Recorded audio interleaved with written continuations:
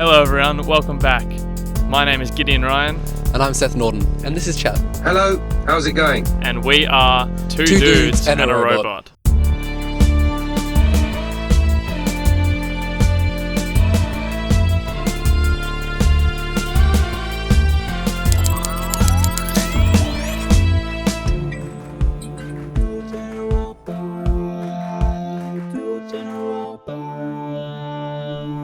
So, for those who aren't familiar with the podcast sort of format that we have at Two Dudes and a Robot, basically we are discussing a topic each week, and then after that we'll have a specific time for ChatGPT to give its own thoughts.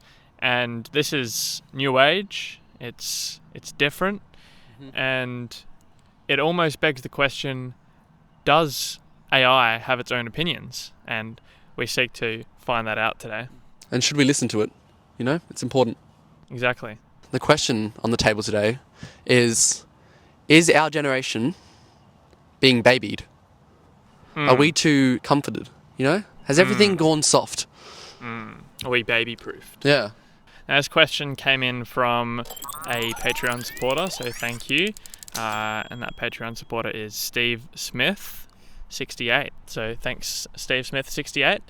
We're going to have a really good discussion today. So without further ado, I think I'll open and start with saying I think overwhelmingly, you know, we are babied as a society.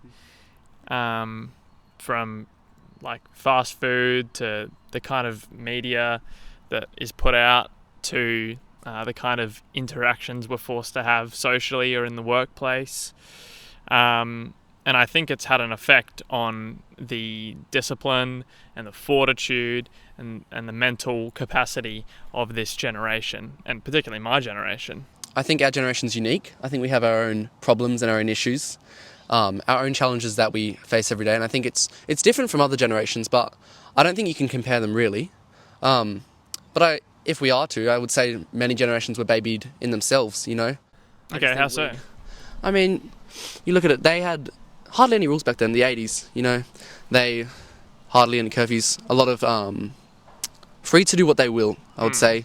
Less responsibilities, I would definitely say that we face as this generation. So we've got more, you reckon we've got more responsibilities? Yeah, most definitely. I think everything's increased and it's become harder to be free-willed and to do things, and we're still expected to do that anyway. Okay, well, I feel like when you say that this society has more responsibilities, we had more responsibilities than generations gone before, I mean, I would argue that we've got either the same or less. I will admit that there's different issues like the interface of digital technology, but what was the other point you said? You said just before you said we have more responsibilities, you said, we didn't have curfews back in the day. So I would say the 80s. You know, there was a little bit more 80s. free to do what you want. Okay, so you know? And you're what you're saying is that the rules and the curfews that have been put in place, I would say what you see as babying is more just fixing the problems that we had before. And it's not exactly babying, and it comes with its own new challenges that we have to face that other generations didn't. So yeah, and I would say, well, look at the people that come out of the 80s, come out of the 70s and 90s, whatever. Those people are your bosses. Like, they are the ones that are running these companies. Well, I'll say if you look, they have a lot of trauma actually as well, you know, because they didn't have the precautions that we have, you know. Like what could you possibly be traumatized from? Exactly right. I don't know why they would be traumatized, but it's because they didn't have what you call babying, but it's more precautions and it's not babying. So let me just cite a bit of a study. Well, it's not a study, it's more of a conversation between really small podcaster Jordan Peterson. Oh yeah, never heard of him. Some other guy whose name I forget. And they're talking about rough play. Okay. Now this is sort of, it's an aside, but it's sort of relevant.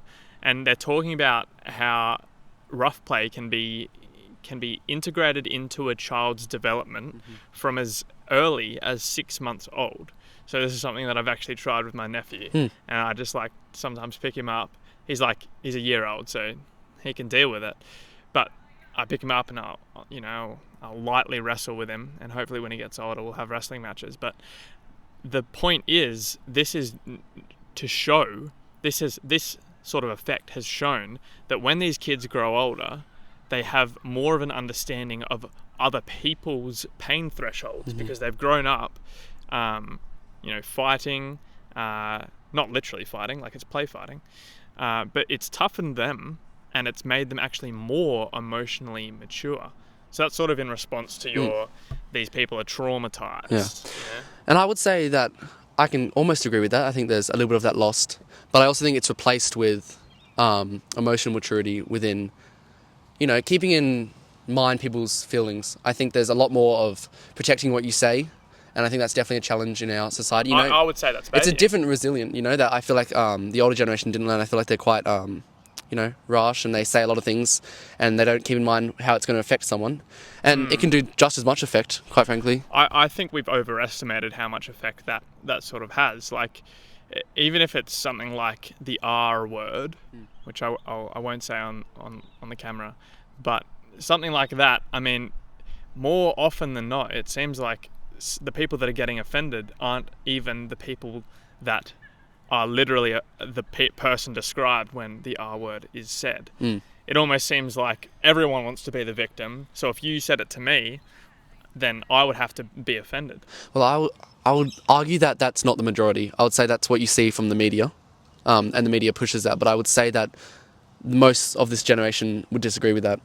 Are more common folk, such as us, and aren't babied.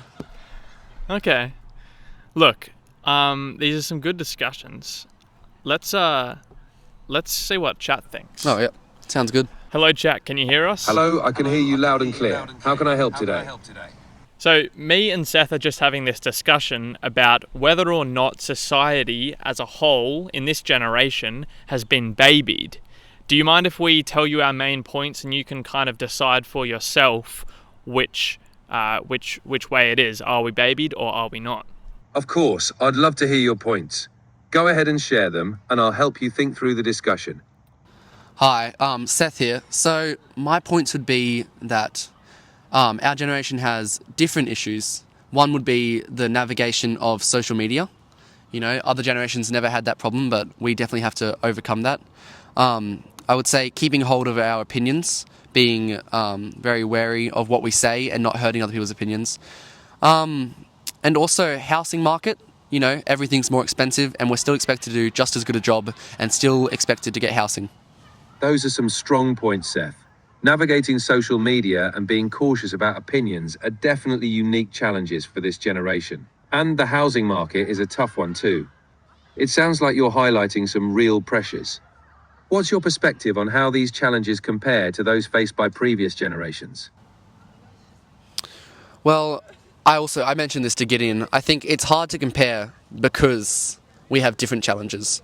I think it's more focusing on that we all had challenges and we all had to overcome them in different ways. So I would say we're not babied, We're babied maybe in different ways, but not more babied than other generations, and we're just different. That's a great way to look at it. Every generation faces its own set of challenges. So what I would say, chat, is that, I think we are actually babied quite a bit. Whether that be, the term teenager didn't even exist until, I think, the middle of the 20th century. And so we decided to make all these divisions between all these different age groups and to give them a transition. In other periods, in other cultures around the world, they have this initiation process where they become adults, but we've seemed to lost that in Western society. You bring up an interesting point about how societal structures and milestones have shifted over time. The concept of teenager and the extended transition into adulthood are relatively modern phenomena in Western societies. In many cultures, rites of passage signify a clear transition from youth to adulthood. It's true that in modern Western societies, those rites are less formalized, and the boundaries between adolescence and adulthood can be more fluid. So, chat, with all of the points that we've given you, can you form your own opinion and tell us what you think? Are we, as a society, in this generation, babied?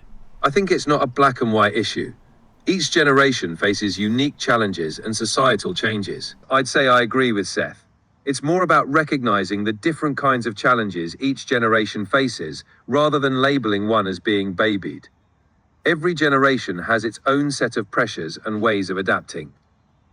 Okay, thanks so much for your input and your thoughts, chat, and we'll see you later. You're welcome. It was great chatting with you. Take care and see you later. Okay, so as we saw there, AI has done a good job in forming its own opinion, but it seems that it seemed to agree with Seth. Yeah, I'm quite happy that it did. I do think you made some good points.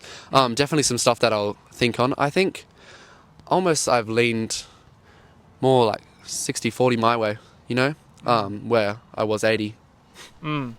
Yeah, well, it's been a great discussion. Please keep sending us more discussion topics, and we'll chat with chat, and also debate these topics, and it'll make for some really interesting discussion. This has been Two Dudes and a Robot. I'm Gideon. And I'm Seth. And we'll see you next week.